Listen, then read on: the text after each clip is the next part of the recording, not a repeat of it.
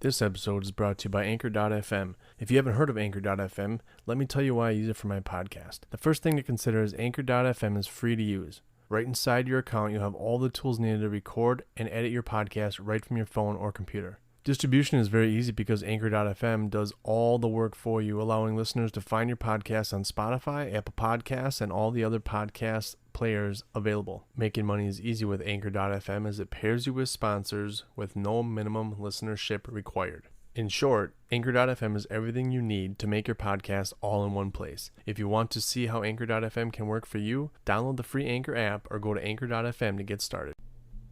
Welcome to the A1 Content Services Podcast. This is John, and today we're going to talk about a bunch of ways that you can improve your bounce rate on Google.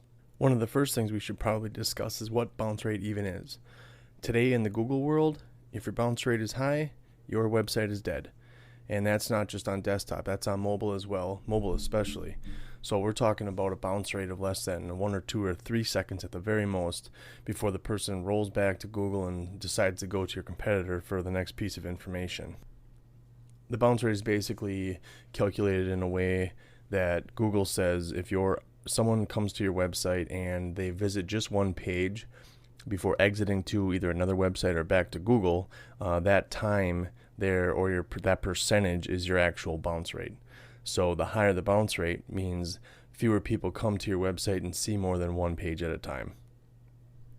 Bounce rate, of course, is a slippery slope because say you're running like a recipe website, someone goes to Google, types in their favorite chicken Alfredo recipe, they come to your site because you're number one on Google, they get the recipe information, and they bounce back to Google because they got what they needed. So what does Google consider that? Is that a high bounce rate bad experience or possibly a good experience because the user got what they wanted?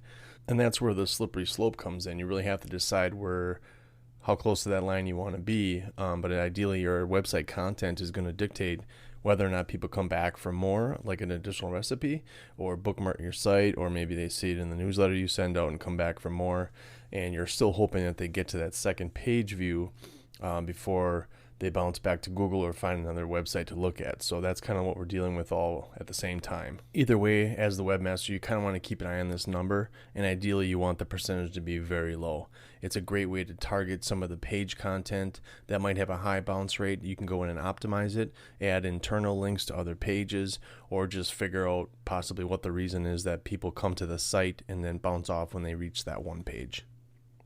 So now we're going to take a look at a few things that might cause a high bounce rate and things you can do to kind of, fix that bounce rate and get on Google's good side. The first thing I want to talk about is your page load time. If your page takes more than 3 seconds to load, you're not going to keep the visitor. I mean, that's just the way it is today. Everything we have is at our fingertips, fast mobile devices, even laptops, computers, everybody gets the information now. So if your page has a lot of elements moving around, the core web vitals are kind of causing a huge issue, and your page loads in 5 or 6 seconds, you can count on that visitor being gone, and that will increase your bounce rate, and that causes an issue with Google because you're not providing a good page experience for the person that was looking for that content.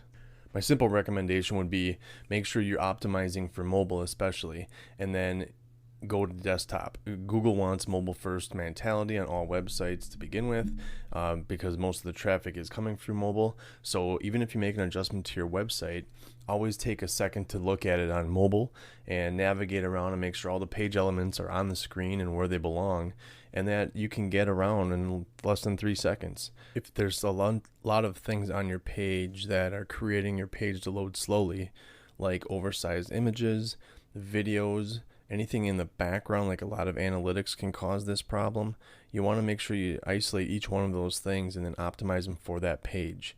Once the page speed comes down, the load time will come straight down. Obviously, your bounce rate could increase, so it's a bunch of baby steps you can take to get to the main goal, which is getting on Google's good side, especially on a mobile device. The next thing I want to talk about is your site navigation.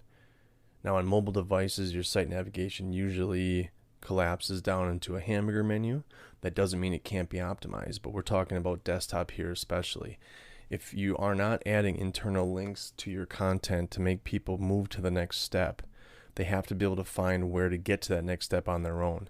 If your site's navigation is just way too clunky, or maybe it's a huge mega menu with 25 drop downs and things like that, the user experience is going to be terrible, and they're going to bounce back to Google and find a site that they can navigate easier, and Google's going to penalize your site for those search terms then, without a doubt.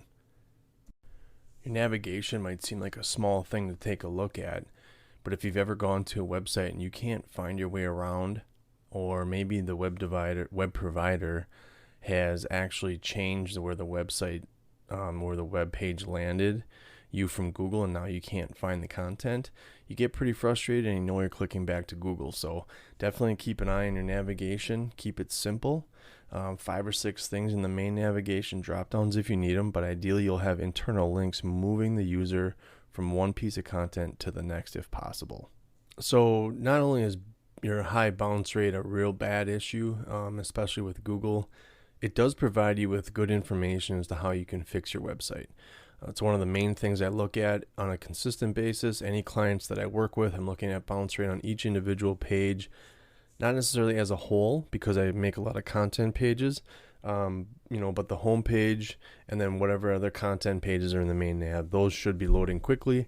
They should have the information that the user wants. They should have paragraphs that are easy to read, content that doesn't load slowly, and all of those great things just in the beginning. So I think that's all I'm going to talk about right now for bounce rate. I will do a couple more episodes with some ways that we can help you fix your bounce rate and get you on the good side of Google's algorithm. So in the meantime, you can check a few other episodes. You can download A1 Content Services podcast, or basically anywhere you can get your podcast.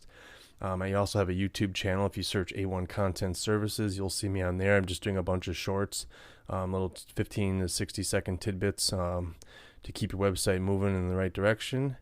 If you'd like to reach out, you can find me at A1 Content on Twitter, on Facebook. You can message me through your podcast app. On TikTok, I'm A1 Content. I have a Q&A section there in my email. So please feel free. Let's discuss digital marketing, SEO especially, and let's just make our websites better. We'll see you in the next episode.